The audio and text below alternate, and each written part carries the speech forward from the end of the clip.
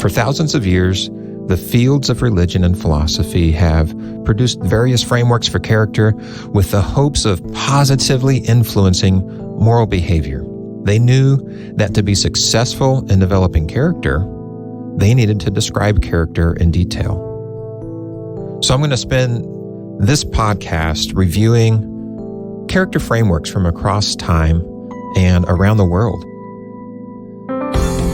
Welcome to Integrators, a show about people and companies living out their greater purpose and the character it takes to make the journey. I'm Brent Fessler, and on today's show, we're going to look at whose character is right anyways. Since we come from all different types of backgrounds and cultures, is my character better than your character? Let's explore it today on Integrators.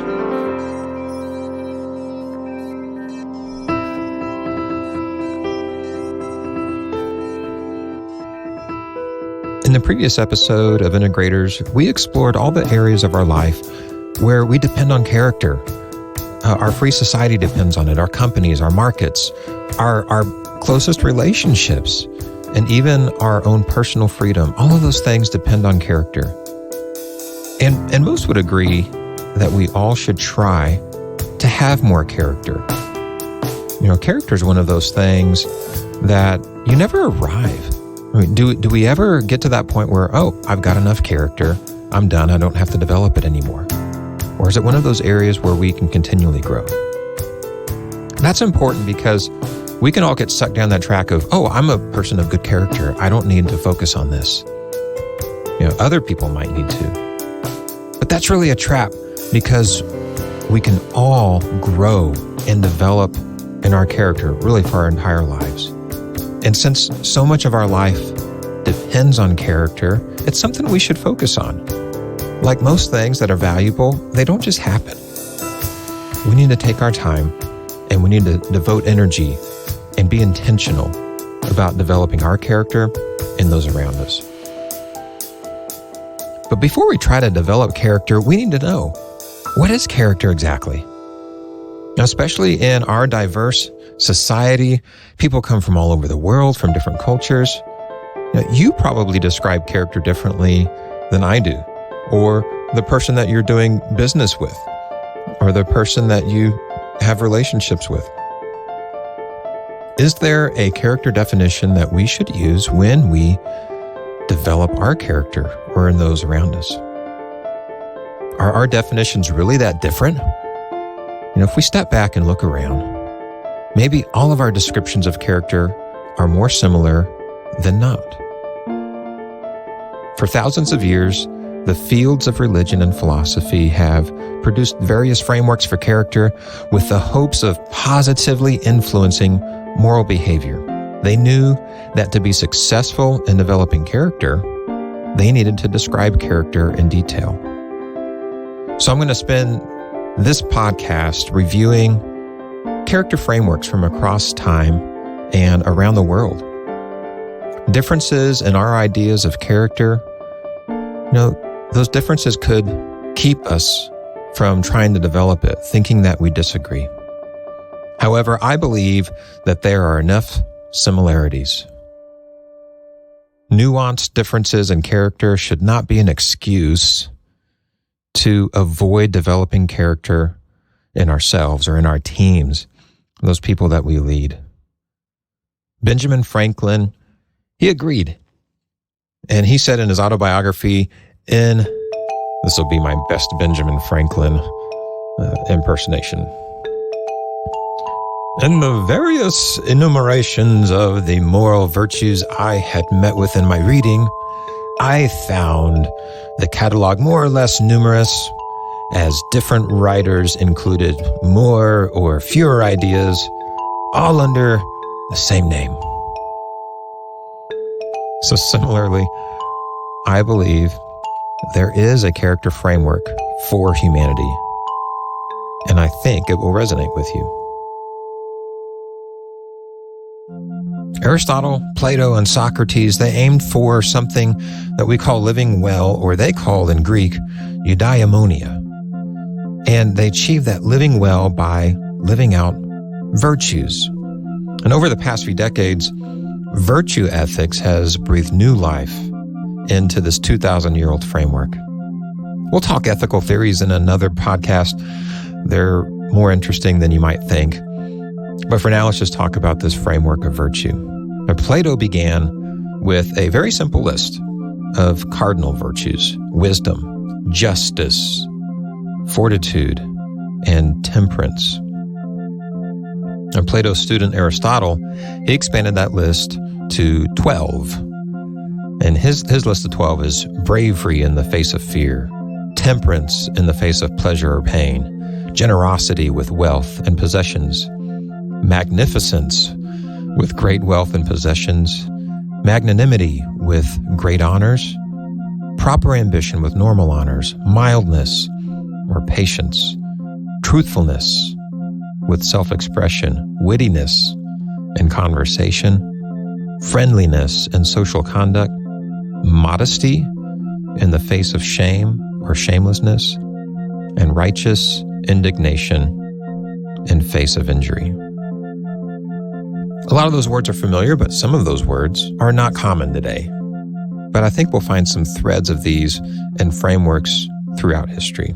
But I want to point out some threads in here that we're going to see in other frameworks, things such as truthfulness or generosity, friendliness, righteous indignation.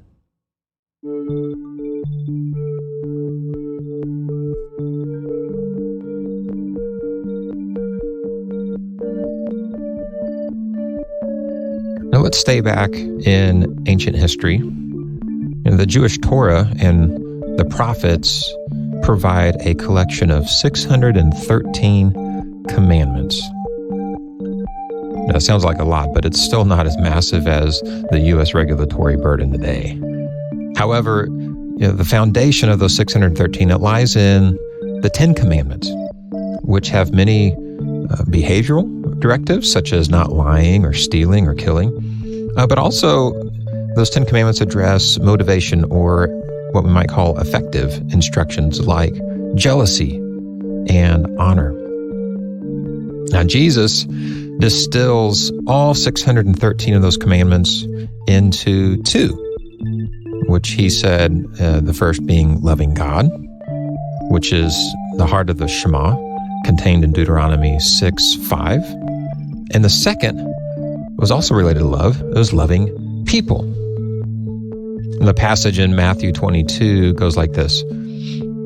A lawyer was talking to Jesus, and he said, "Teacher, what is the greatest commandment in the law?" And Jesus replied, "Love the Lord your God with all your heart and with all your soul and with all your mind," those 3 areas.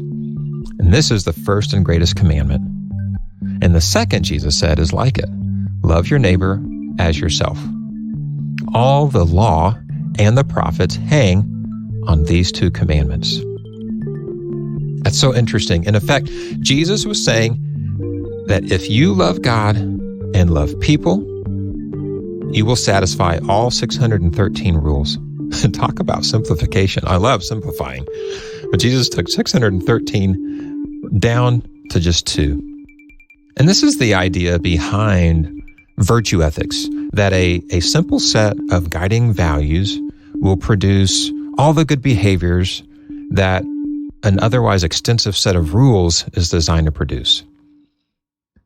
Since love is a very concise container for character, you can unpack it in 1 Corinthians 13 to create a more detailed framework. But briefly, that passage is one that many of us are familiar with. It says love is patient and kind, not jealous or boastful or proud or rude.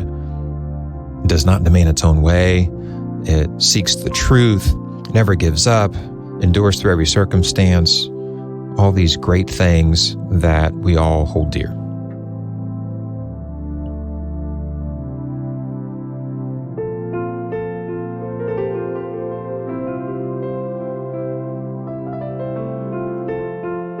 Now let's jump forward 1,700 years to Benjamin Franklin. Now, as noted earlier, Ben Franklin, he researched a broad set of virtues from different cultures and times, and he came up with his own set of 13 virtues, which he felt captured what all those different sets and frameworks were talking about. And because Franklin was building his list to develop virtue in himself and others, he realized he needed a more detailed and refined set of traits rather than just a few broad traits. We will discuss his approach to developing character in a different post because it's really interesting. But really briefly here, his 13 traits are temperance, eat not to dullness, drink not to elevation. Silence, speak not but what may benefit others or yourself, avoid trifling conversation. Order, let all your things have their places and let each part of your business have its time. Resolution, resolve to perform what you ought. Perform without fail what you resolve. Frugality, make no expense but to do good to other or yourself. Waste nothing. Industry, lose no time, be always employed in something useful, and cut off all unnecessary actions. Sincerity, use no hurtful deceit, think innocently and justly, and if you speak, speak accordingly. Justice, wrong no one by doing injuries or omitting the benefits that are your duty. Moderation, avoid extremes and forbear resenting injuries so much as you think they deserve. Cleanliness, tolerate no uncleanliness in body, clothes, or habitation. Tranquility, be not disturbed at trifles or at accidents common or unavoidable. Chastity, this is one that Franklin gave himself low scores on. And then lastly, humility. Imitate Jesus and Socrates. Those are the words of Ben Franklin and his framework of virtues that he sought to develop in himself and others. These are those things that we talked about in the last episode that Franklin felt were important in the people of America if we were to have and enjoy a free society. In other words, to transfer all of that outside control that they were trying to get away from into self-government or internal control, we needed a set of virtues that we could develop in ourselves, in our youth, in our society, so that we would be free from the inside out to do good. Without this, as we learned in the last episode, we really can't trust a free society.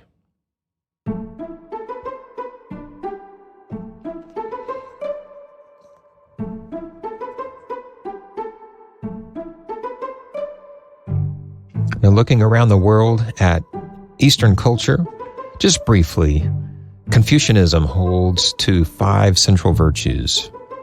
And those 5 virtues are benevolence, righteousness, wisdom, ritual, and good faith. Similarly, Taoism rests on 5 virtues of self-regulation, humanity, justice, propriety, and wisdom. Now, even though these frameworks are from different times and different places all over this planet, you see that there are common threads in doing good to others, in truth, in compassion, in justice. Now, today, when we look at contemporary frameworks for character, there's quite a few. They're varied all over the place. But are they all over the place? Just like if you are describing a mountain scene with a forest of trees, you might describe it one way and I might describe it a different way, but we're describing the same thing. We might use different words, but as we try to capture that same thing, we'll find similarities. And there's richness in looking at your description versus my description. These different perspectives are rich and deep in meaning and understanding how you see things differently than I see things.